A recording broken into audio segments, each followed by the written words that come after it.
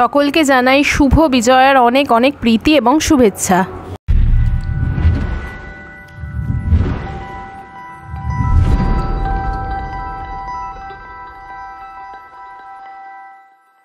তো যথারীতি আজকেও বেরিয়ে পড়েছিলাম পাড়ারই একটু দূরের কিছু ঠাকুর দেখতে। এই পুজোর মণ্ডপটার নাম হচ্ছে স্কুল মাঠের পুজো, আমাদের বাড়ির পেছনেই।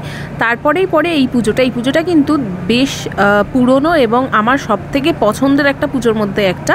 এটার নাম হচ্ছে শ্যামসুন্দর পল্লী। আমার পার্সোনালি ছোটো থেকে এই মণ্ডপটা খুব পছন্দের, কারণ এত সুন্দরভাবে সাজায়, মায়ের মুখটা এত মিষ্টি যে চোখ ফেরানো যায় না।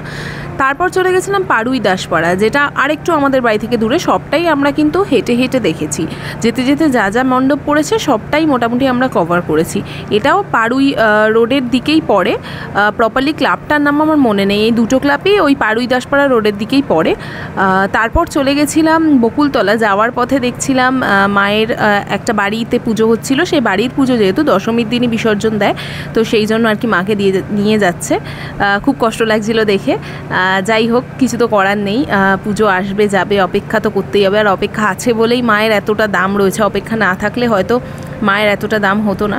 তো এইভাবে আমি আর মা হাঁটতে হাঁটতে চলে গেছিলাম বকুলতলা। বেশ অনেকটা আজকে হেঁটেছি। ওখানে গিয়ে দেখলাম বরণ হচ্ছে। মায়ের মুখটা আমি ঠিকঠাক তুলতে পারিনি। এটার নামও হচ্ছে নেতাজি সংঘ ক্লাব। এটা বকুলতলাতে রয়েছে।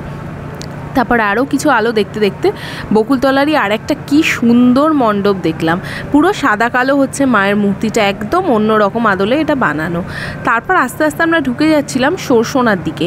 এই মণ্ডপটার পাড়ায় আমার এক বান্ধবী, তাকে ওর সাথে দেখাও হয়েছিল, কিন্তু আমি কোনো ভিডিও সেভাবে নিতে পারিনি। এইটা একটু হালকা থিমের ওপর, কিন্তু সেরকম একটা বড়সড় কিছু না। তবে মায়ের মূর্তিটা এখানকারও কিন্তু বেশ ভালো। তারপর যেতে যেতে এই পুচকির মণ্ডপটা দেখলাম। ছোট্ট ঠাকুর, একদম ছোট্ট ঠাকুর।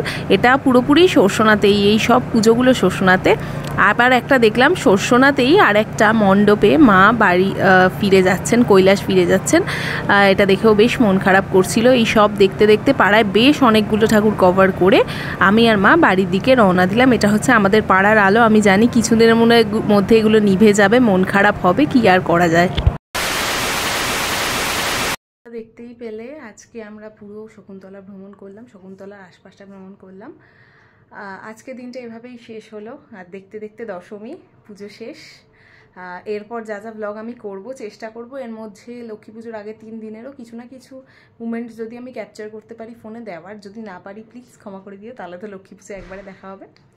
তো চলো, দেখা হচ্ছে নেক্সট ব্লগে। ততদিন ভালো থেকো, সাবধানে থেকো। শুভ বিজয়।